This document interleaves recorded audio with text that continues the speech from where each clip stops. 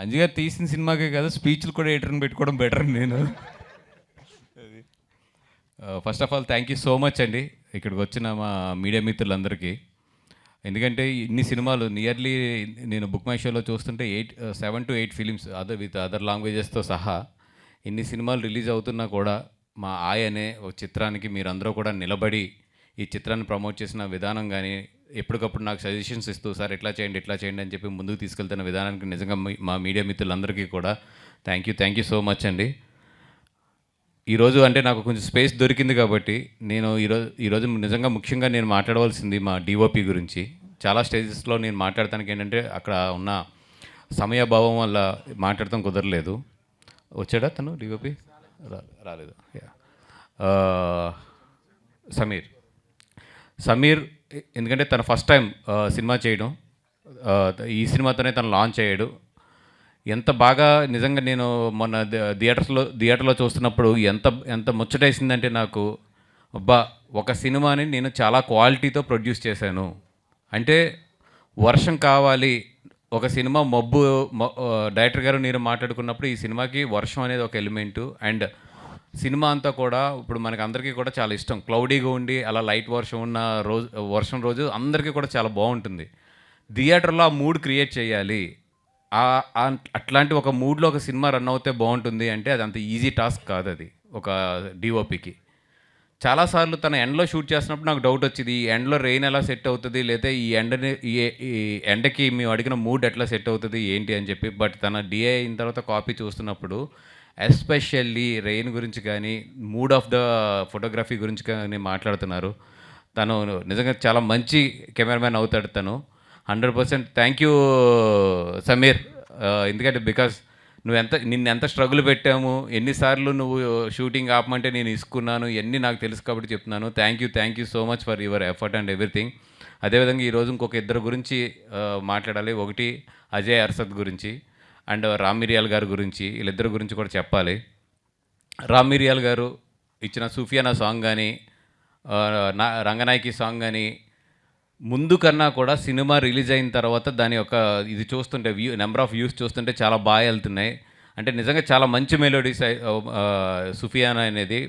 Before cinema release నేను నిజంగా ఏంటంటే మంచి సాంగ్ ఏంటి వెళ్ళట్లేదు అనుకున్నాను, కానీ దానికంతా కూడా ఇప్పుడు సినిమా రిలీజ్ అయిన తర్వాత అది చాలా బాగా వెళ్తుంది ఆ సాంగ్. అండ్ సెకండ్ థింగ్, మా అజయ్ అర్సద్ గారు ఓ రోజు తన ఇంట్లోనే చేసుకుంటాడు. తన ఇంట్లో ఒక రూమ్ పెట్టుకుని జాగ్రత్తగా చేసుకుంటూ ఉంటాడు. రోజు తన ఇంటికి మణికొండకి వెళ్ళి రావడానికి నాకు ఏంటంటే ఒక గంటన్నర పోతున్నప్పుడు అజయ్ని ఏమడిగానంటే, నేను డైరెక్టర్ గారు ఏమన్నామంటే, అజయ్ ఇక్కడ దాకా వచ్చి మేము ఇక్కడ కూర్చుని మళ్ళీ వెనక్కి వెళ్ళాలంటే మాకు 3-4 అవర్స్ డేలో పోతుంది, ఏం చేద్దాము అంటే, సార్ నేను మీ దగ్గరికి వచ్చేస్తాను అన్నాడు. ఫస్ట్ టైం ఒక మ్యూజిక్ కంపోజర్ తన మొత్తం సెటప్నంతా తీసుకొచ్చి ఒక ప్రొడ్యూసర్ ఆఫీస్లో కూర్చుని రూమ్ పక్కన చక్కగా డైరెక్టర్ గారిని వీళ్ళందరినీ కూడా కూర్చోబెట్టుకుని, సార్ ఇది ఓకేనా, ఇది ఎట్లా చేద్దాం అని. అంటే తను ఏదో ఒక 9 o'clock ఆఫీస్కి వెళ్ళి 6 o'clockకి ఒక ఆఫీస్ నుంచి బయటికి వెళ్ళినట్టు వర్క్ చేశాడు. తను రావడం వల్ల ఏమైందంటే తనకి ఎడిటింగ్ ఫెసిలిటీ కూడా పక్కనే ఉంటే బాగుంటుందని చెప్పి ఎడిటింగ్ ఫెసిలిటీ కూడా మేము పక్క తెచ్చుకోవడం జరిగింది. అట్లాగే ఏంటంటే 1-2 రూమ్స్లోనే ఈ సినిమా ఏ స్టూడియోకి వెళ్ళలేదు, ఎక్కడికి వెళ్ళలేదు, ఏమీ చేయలేదు. ఇంక్లూడింగ్ మీరు వెనకాలంటున్న పిల్లల వాయిస్తో సహా నా ఆఫీస్లో ఒక రూమ్లో తయారైన సినిమా ఇది మొత్తం. నిజంగా అజయ్కి థ్యాంక్స్ చెప్పాలి. ఎందుకంటే నాకు తెలుసు జనరల్లీ ఏంటంటే ఒక ఆర్ఆర్ చేయాలి లేదంటే ఇది చేయాలంటే ఆ టెక్నీషియన్స్ కానీ ఇది కానీ పెద్ద సెటప్ ఉంటుంది. అలాగే ఏం లేకుండా ఒక చిన్న రూమ్, అది ఎంత కరెక్ట్గా 10x10 రూమ్, అది 10x10 రూమ్లో ఈ సినిమా రికార్డింగ్ మొత్తం క్రియేట్ చేశాడు తను. చేసినవన్నీ కూడా చిన్న వస్తువులు, పిల్లల వస్తువులతో మొన్న కూడా చెప్పాను నేను తన గురించి.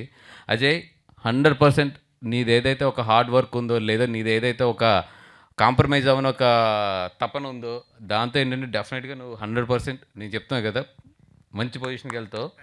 ఇతన్ని డెఫినెట్గా మనం ఓ మంచి సినిమాలో, పెద్ద సినిమాలో డెఫినెట్గా చూడబోతాం తొందరలో తెలుగు నుంచి. Thank you. మా కసి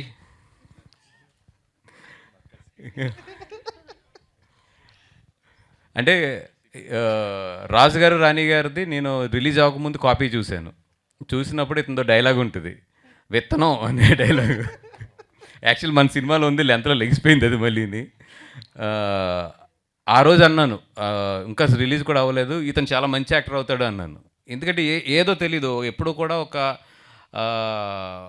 ఒక మంచి యాక్టరో లేదా ఒక ఇది అయ్యేది ముందు ఒక ఆరా అయితే ఒక మనిషికి కనబడుతూ ఉంటుంది. నాకు ఎందుకు ఇతనిలో ఆ రోజు అది కనిపించింది. ఇతను ఏ రోజైనా సరే ఒక మంచి కమెడియన్ అవుతాడు, మంచి యాక్టర్ అవుతాడు అనేది. ఏమో అలాగా వేరే స్టేజ్కి కూడా వెళ్ళిపోతావేమో. అంటే అన్నిటికన్నా కష్టమైంది హాస్యం పండించడం. ఇందాక నేను ఎన్టీఆర్ గారిని కలిసినప్పుడు కూడా ఆయన ఒక చాలా మంచి మాట అన్నారు డైరెక్టర్ గారితోని. ఏమంటే నవ్వించడం అనేది ఒక వరం, నవ్విస్తూ ఉండండి అన్నాడు ఆయన. నిజంగా అంటే ఆయన అన్న ఆ మాట మీ అందరికి ఇప్పుడు నీ వల్ల నాకు తెలుసు. ఎందుకంటే ఈరోజు పొద్దున్న ఒకళ్ళు కాల్ చేశారు నాకు, ఎక్కడి నుంచి, తాడేపల్లిగూడెం నుంచి. కాల్ చేసి ఎవరో ఒక లేడీ మీతో మాట్లాడతానండి అని చెప్తే ఆ లేడీ మాట్లాడింది నాతో. వాళ్ళ ఇంట్లో వాళ్ళ సిస్టర్ వాళ్ళ కొడుకు ఎవరో పోయారంట. ఆవిడ ఇంచుమించు ఒక 6 months 7 months నుంచి బయటికి రాకపోతుంటే మొన్న August 15th ఈవిడ ఎవరైతే సిస్టర్ ఉన్నారో పనిగట్టుకుని లేదు ఏదో ఒక సినిమాకి వెళ్తే నీ మూడ్ మారుతుందని చెప్పి ఆ సినిమాకి తీసుకొచ్చిందంట. ఆవిడ తీసుకొస్తే 1 year తర్వాత ఆవిడ కొంచెం నవ్విందంట. ఆవిడ ఫోన్ చేసి దానికి నా నెంబర్ తీసుకుని ఎవరి దగ్గర నుంచి ఫోన్ చేసుకుని థ్యాంక్స్ అండి మీకు అని చెప్తే నాకు ఫస్ట్ 2 నిమిషాలు సింక్ అవ్వలేదు. కానీ ఆవిడ ఏదో అంటే తడబడతా మాట్లాడింది. ఫోన్ పెట్టేసిన తర్వాత నాకు అర్థమైంది, అబ్బా ఈ సినిమాకైతే ఇది చాలు అనేది. డబ్బులు ఇవన్నీ తర్వాత విషయాలు, కానీ ఇది చాలా మంచి విషయం ఒకటి జరిగింది అనేది. అంటే అది నిజంగా ఆయన ఎన్టీఆర్ గారు అన్నట్టు అది నవ్వించడం అనేది ఒక వరం. ఆ వరంకి మీ అందరికీ దేవుడు ఆ ఆశీస్సులు ఇచ్చాడు. కుమ్మండి, వీలైనంత మందిని నవ్వించండి, వీలైనంత మందిని థియేటర్ నుంచి హ్యాపీగా పంపించండి. మా డైరెక్టర్ గారు అంజీ, అలాగే అది నేను చెప్తాను నీకు. Ankit, all the best Ankit. Ankit వచ్చినప్పుడు ఏంటంటే బయట చాలా కామ్గా ఉంటాడు, చాలా కంపోజ్డ్గా ఉంటాడు. ఇతను ఆడిషన్కి వచ్చిన రోజున అంజని నేను ఒకటి అడిగాను, ఇతను చేయగలడా మామూలుగా అయితే ఏంటంటే ఇప్పుడు కసిని చూస్తే ఏంటంటే హడావుడు ఉంటుంది. ఆఫీస్లోకి రాగానే మొత్తం దొల్లుతాడు, కింద మీద పెడతాడు, వాళ్ళ మీద జోకులు వేస్తాడు, ఏళ్ళ మీద జోకులు వేస్తాడు, చాలా ఆ వైబ్లోనే ఉంటాడు. అంకిత్ చాలా కంపోజ్డ్గా ఉంటాడు, చాలా నీట్గా డీసెంట్గా అసలు మాట్లాడాలా లేదంటే ప్రతి పదం కూడా చెక్ చేసుకుని మాట్లాడుతూ ఉంటాడు. ఇప్పుడు ఏమైనా అనుకుంటారా ఏంటి ఇవన్నీ కూడా. నేను అడిగాను అంజిని, సార్ అంజి ఇంత కంపోజ్డ్గా ఇంత సాఫిస్టికేటెడ్గా ఉన్నాడు, ఇతను పర్వాలేదా, మనం అంత అల్లరగా ఉంటుంది కదా అంటే, లేదు సార్ మీరు చూడండి స్క్రీన్ మీద అన్నాడు. నేను రష్ చూసిన వెంటనే షాక్ అయ్యాను నిజంగా. నేనైతే ఎక్స్పెక్ట్ చేయలేదు అంజి దొరుకుతాడు అనుకున్నా కానీ నీ విషయంలో. కానీ మా అందరికి కూడా రాంగ్ అని చెప్పి ప్రూవ్ చేశాను. ఉండవయ్యా, నాకు స్టేజ్ ఎక్స్పీరియన్స్ ఉంది. కాదు, ఆర్డర్ నాకు తెలుసు, ఒక ప్రోటోకాల్ ఆర్డర్ ఉంటుంది మాట్లాడేటప్పుడు.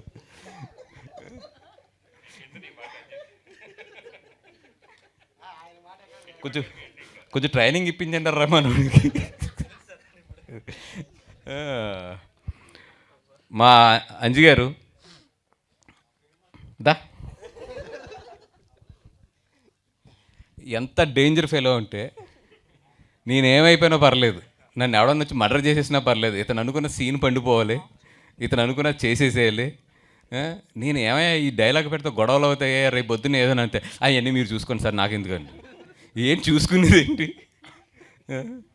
ఈయన వల్ల నేను అరవింద్ గారితో ఎన్నిసార్లు డబ్బులు తిన్నానో నాకే తెలుసు, ఇతను చేసిన పనులకు కానీ ఇతను చేసిన అల్లరికి కానీ ఆఫీస్లోని.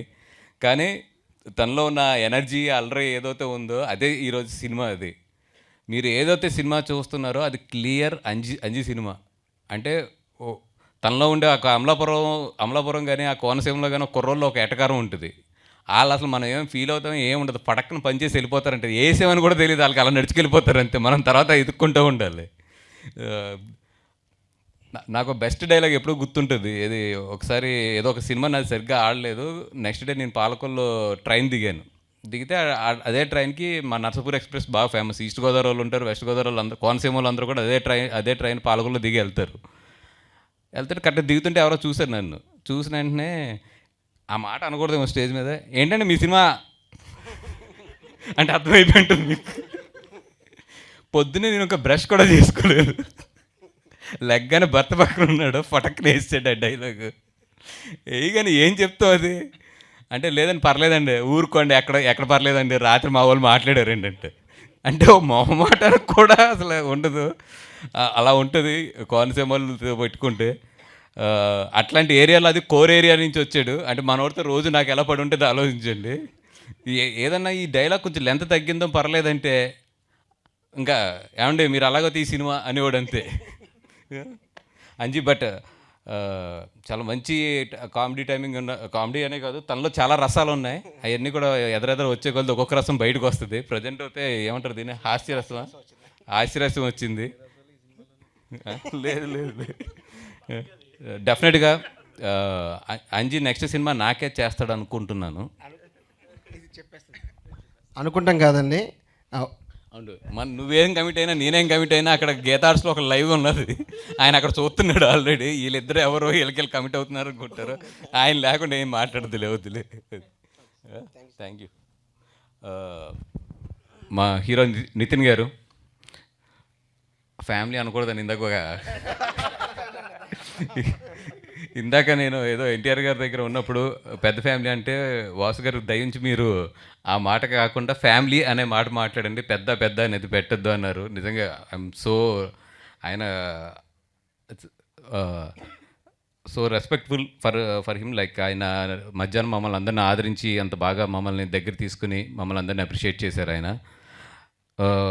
నితిన్ గారు వెరీ సింపుల్గా చెప్పాలంటే ఆయన సక్సెస్కి ఏదన్నా ప్రతి మనిషికి కూడా ఒక సక్సెస్ అయ్యాడంటే ఒకటి ఉంటుంది. ఒకరికి హార్డ్ వర్క్ ఉంటుంది, ఒకరికి క్రియేటివిటీ ఉంటుంది, ఒకరికి స్మార్ట్నెస్ ఉంటుంది, అదేవిధంగా ఒక్కొక్కరికి ఒక్కొక్క క్వాలిటీ ఉంటుంది. నితిన్ నాకు తెలిసి తన ఫ్యూచర్లో పెద్ద స్టార్ లేదంటే ఫ్యూచర్లో చాలా బాగా సక్సెస్ అయితే తనకున్నది నేను అబ్జర్వ్ చేసిన దాంట్లో ఏంటంటే తన సింపుల్సిటీ, తన గ్రౌండెడ్. మళ్ళీ ఫ్యామిలీ అనకూడదు కాబట్టి ఒక మంచి బ్యాక్గ్రౌండ్ నుంచి వచ్చినా కూడా తన సింపుల్సిటీ, తనకి ఏదైతే గ్రౌండెడ్నెస్, ఒక చాలా లైట్గా ఒక విషయాన్ని ఆలోచించే విధానం ఏదైతే ఉంటుందో డెఫినెట్గా వాళ్ళు ఎప్పుడు కూడా సక్సెస్ అవుతారు. మా నితిన్ కూడా 100% సక్సెస్ అవుతాడు. అతను కూడా మంచి పొజిషన్లో చూడబోతున్నాం మనం అందరం.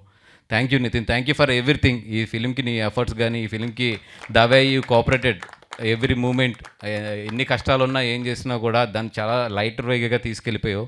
Thank you so much. అంటే నీ స్పిరిట్ ఏంటంటే మొత్తం యూనిట్లో నువ్వే అలా ఉంటున్నప్పుడు అందరూ కూడా దిగొచ్చి కసిరెడ్డి మెయిన్ దిగొచ్చాడు. కసిరెడ్డి ఇబ్బంది పెట్టాడు బాగా. ఎప్పుడైతే ఆయన గ్రౌండెడ్గా ఉన్నారో మొత్తం టీం అంతా కూడా గ్రౌండెడ్గా ఉంది. Thank you so much for, నేను లేని రోజుల్లో కూడా మొత్తం ఎదురుండి చూసుకున్నాడు అన్నీ కూడా, అక్కడ ప్రొడక్షన్ దగ్గర కానీ ఇట్లా దగ్గర కానీ. Thank you so much Nitin, thank you. Nayan, అయ్యో ప్రోటోకాల్లో నీతో మాట్లాడిన తర్వాత ఆయనతో మాట్లాడదు. మా నయన్ అమ్మాయినైతే నేను పూజ వరకు అయితే చూడలేదండి. నేను కేవలం అంజీ నాకు ఒక వీడియో పంపించాడు, వీడియో చూసి బాగుంది అంజీ, మనం 100% అంటే అప్పటి వరకు ఒక హీరోయిన్ అనుకున్నాము. లాస్ట్ 1 వీక్లో ఏదో అక్కడ కొన్ని ఇబ్బందులు వచ్చి ఆ అమ్మాయి చేయలేక షూటింగ్ స్టార్ట్ అవుతుంది, ఏం చేయాలి అనుకున్నప్పుడు అంజీ గారు నైన్ని పంపించారు. ఎందుకో తెలీదు, ఆ అమ్మాయి కళ్ళల్లో అయితే ఓకే మనిషి ఎలా ఉన్నా ఇవన్నీ తర్వాత విషయం, బట్ ఈ కళ్ళు మాత్రం 100% వర్కౌట్ అవుతాయి ఈ సినిమాకని అనుకున్నాం. నిజంగా ఈరోజు 9 అనే పేరుకి తన కళ్ళల్లో పలికించిన ఏదైతే అవి ఉన్నాయో, ఎస్పెషల్లీ లాస్ట్ బ్రిడ్జ్ మీద సీన్ ఏదైతే తను చేసిందో చాలా మెచ్యూర్డ్గా, చాలా ఒక 10 సినిమాలు చేసిన అనుభవం ఉన్న ఒక హీరోయిన్లా చేసింది. ఎందుకంటే ఆ సీన్ చాలా కష్టం హోల్డ్ చేయడం. ఎందుకంటే చాలా థియేటర్లో ఏమాత్రం ఆ సీన్ అటు ఇటు బ్యాలెన్స్ అయ్యి హీరోయిన్ ఎక్స్ప్రెషన్ సరిగ్గా చేయలేకపోయిందో వెనకాల నుంచి డైలాగులు పడిపోతాయి, మీకు అందరికీ తెలిసిందే. ఎప్పుడు ఎమోషన్ సీన్స్ చాలా జాగ్రత్తగా ఉండాలి. ఎక్కడా కూడా కూర్చున్న వాళ్ళందరినీ కూడా తన నటంతో కట్టిపడేసింది ఆ బ్రిడ్జ్ మీద ఉన్న సీన్తో. అయితే 9 100% enjoy the success and thank you so much. I think మా co producers Bhanu and Riyaz అందరూ కూడా, అండ్ మా దాంట్లో మాయ క్యారెక్టర్ చేసాడు అమ్మాయి, Maya character Krishna Chaitanya, all the best Krishna Chaitanya. And మా ఆటగాడు అంటే 80 ఏళ్ళు ఆయనకి, 80 ఏళ్ళు. ఈయన లొకేషన్ 82 ఈయన లొకేషన్లో ఉన్నప్పుడల్లా కూడా నాకు టెన్షన్ వచ్చేది చాలా. అంటే ఐ మీన్ ఆయన జాగ్రత్తగా చూసుకోండి, ఎందుకంటే అది అమలాపురం అండ్ రెయినీ సీజన్, మీకు తెలియదే ఉంది. రెయినీ సీజన్లో మస్కిటోస్ ఇవన్నీ కూడా అక్కడ ఆ ఏరియాలో ఎలా ఉంటాయి ఇవన్నీ కూడా చాలా. అంటే మీకు 82 ఏళ్ళప్పుడు మీరు స్టేజ్ మీద నిలబడి జనాలందరినీ థియేటర్లో నవ్వించి పంపిస్తారు అనేది మీకు రాసి పెట్టుందండి. అంటే నాకు మీ లైఫ్ గురించి ఇట్ల గురించి నాకు పెద్ద తెలీదు, కానీ మీరు ఒకసారి థియేటర్లో చూస్తే నాకు తెలిసి ఏంటంటే ఇంతకాలం మిమ్మల్ని దేవుడు ఈ ఏజ్లో కూడా ఇంత ఎనర్జెటిక్గా ఇంత ఆరోగ్యంగా ఉంచుతున్నాడంటే ద మెయిన్ పర్పస్ ఈస్ మొన్న ఆగస్ట్ 15th సర్వే అయింది. సూపర్ అండి. Thank you for everything. మీరు ఎంత ఓపిక చేసుకుని అక్కడ నిలబడ్డారో నాకు తెలుసు. థ్యాంక్ యూ ఫర్ ఎవ్రీథింగ్ అండి. వీళ్ళందరూ చాలా మంది దగ్గర తిరిగారండి, హీరోలు అందరి దగ్గరికి. సార్ అవి పెట్టండి అని ఎవరు కాదన్నారు. అక్కడ బన్నీ గారి దగ్గర కూడా వెళ్ళారు, ఎవరు కాదన్నారు. రేపు సినిమా చూస్తా కదా, అప్పుడు వాళ్ళు చూసినట్టు పెడతాను అన్నారు. దయచేసి మీరున్నాయి కదా సార్, పెట్టండి సార్.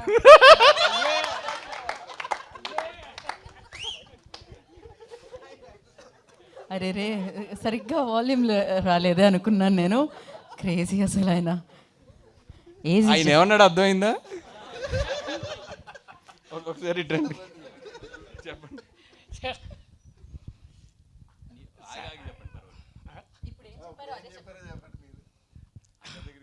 సార్ నేను మామూలుగా ఈ ప్రోమో కూడా చేశారండి. ఇది మేము డైరెక్టర్ దగ్గర పొమ్మన్నారు, ముందు హీరో దగ్గర పోయా. సార్ డైరెక్టర్ దగ్గర ఏమో బన్నీవాసు గారి దగ్గర పొమ్మన్నారు. ఆయన అయ్యా మేము పెట్టింది ఇప్పటికే చాలా పెట్టాము, నేను అవి పెట్టలేను అయ్యా. అరవింద్ గారి దగ్గర పొమ్మన్నారు. అమ్మో సరే వెళ్తాను. అరే వెనకనే డైరెక్టర్ గారు, ఈ ప్రొడ్యూసర్ గారు, అమ్మో ఈ ముసవాడు అక్కడ కూడా పోయేటట్టు ఉన్నాడు. అరే రాని ఇద్దరు లాక్కొచ్చి నన్ను బయటకు పంపారు. సినిమా వస్తుంది, వాళ్ళు ఎవరో చూసినట్టు పెడతారు రే.